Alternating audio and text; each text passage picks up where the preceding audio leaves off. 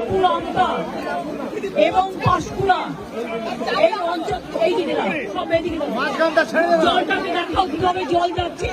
এক্ষুনি সব তোমরাও ডুবে যাবে, এক্ষুনি সরে যেতে হবে। এইটা কালকে রাত্রে এই জলটা আবার ছেড়েছে নতুন করে ছেড়েছে এই জলটা। আজ দুটো পর্যন্ত উদয়নারায়ণপুর আমতা পাঁশকুড়া অনেক জায়গায় আমরা কন্ট্রোল করলো, এই জায়গাগুলো ডুবে যাবে। আমি বলবো ডিএমকে এক্ষুনি এখান থেকে লোক শিফট করাতে। দুই হচ্ছে যাদের কাঁচা বাড়ি ভেঙে গেছে তাদের লিস্ট আমাকে দিতে।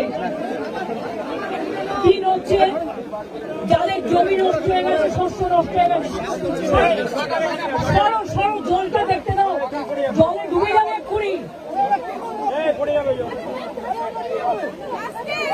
কৃষি জমি যাদের আছে বা শস্য আছে তারা চিন্তা করবেন না, তারা শস্য বীমার টাকা পাবেন শস্য বীমার টাকা। আপনারা যতদিন বাড়ি ফিরতে না পারবেন সরকার রিলিফ দেবে, আপনাদের যা সাহায্য করার করবে।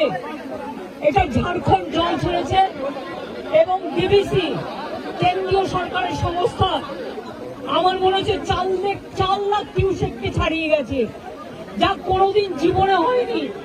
কারণ আমরা 5 লক্ষ পুকুর কেটেছি, আমরা 500 কোটি টাকার চেক ড্যাম করেছি, আমরা কপালেশ্বর কেলেঘাই প্রোগ্রামের মধ্যে দিয়ে অনেক এলাকাকে সেভ করেছি। ঘাটাল মাস্টারঘাট প্ল্যান যেটা পড়ে আছে 10 বছর ধরে, সেটাও আমরা ডিপিআর তৈরি করছি, আগামী 2 বছরের মধ্যে করে দেবো। কিন্তু তা সত্ত্বেও যদি এই রেটে জল ছাড়ে আর ডিবিসির জল ধারণ ক্ষমতা এখন মাত্র 36% এসছে, কেন কেন্দ্রীয় সরকার ডিবিসি ড্রেজিং করবে না, ডিসইনফেকশন করবে না? ডিবিসির জলে কেন বাংলা ডুববে আমি জানতে চাই, আমরা কৈফিয়ত চাই। ফরাক্কায় ড্রেজিং করে না, বাংলা ডোবে, বিহার ডোবে। আর ডিবিসি ড্রেজিং করে না, বাংলা ডোবে, বাংলায় জল ছেড়ে দিয়ে ঝাড়খণ্ডকে সেফ রাখে। এটা তো ঠিক নয়। বাংলা একটা নৌকার মতো, আর সব জল নেপালে বৃষ্টি হলে উত্তরবঙ্গে ঢুকবে, ভুটানে বৃষ্টি হলে জলপাইগুড়িতে ঢুকবে, আলিপুরদুয়ারে ঢুকবে, কুচবিহারে ঢুকবে, নর্থ বেঙ্গলে ঢুকবে। আর মালদা নদীতে গঙ্গার ইরোশন মুর্শিদাবাদের, আর দক্ষিণবঙ্গ ডুবছে ডিবিসির জলে। এবং আমি যা শুনেছি কাল রাতে জলের ওপর আবার জল ছেড়েছে। এই জায়গাগুলো ভেজা ছিল না, অনেকটা দূরে ছিল, আমাকে এসপি বললেন, ডিএম বললেন এটা এক্ষুনি হয়েছে। এবং দেখুন এক্ষুনির মধ্যে এতটা ডুবে গেছে। আমি সবাইকে বলবো জলে ঝুঁকি নেবেন না, জল আর আগুনে ঝুঁকি নেবেন না। অন্তত 2 দিন একটু সেফ প্লেসে থাকুন, তারপরে জলটা বেরিয়ে গেলে তারপরে আপনারা আস্তে আস্তে বাড়ি যাওয়ার মতো পরিস্থিতি থাকলে তখন বাড়িতে যান। আর আমি অ্যাডমিনিস্ট্রেশনকে বলবো যা রিলিফ দেওয়ার কোনো যেন রিলিফে অভাব না হয়। প্রত্যেকটা পরিবারকে দেখে নেবেন, আপনাদের কাছে সবকিছু দেওয়া আছে, কেউ যেন অসুবিধায় না পড়ে। আমি মিদনাপুর পশ্চিম, হুগলি, হাওড়া এবং হাওড়া যাবো আমি এবার, মেদিনীপুর পূর্ব ঘুরে যা দেখলাম তাতে আমি সত্যি শঙ্কিত। ডিবিসির সাথে আমরা ফার্দার কোনো সম্পর্ক রাখবো কিনা আমাদের সন্দেহ আছে। আমি সব সম্পর্ক কাট আপ করে দেবো যদি মানুষকে এইভাবে ডোবায়।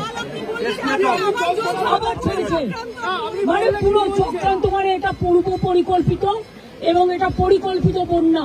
এটা আমাদের বৃষ্টির জলে বন্যা নয়, বৃষ্টি হয়েছে 3-4 দিন, কিন্তু এটা ম্যান মেড প্ল্যান।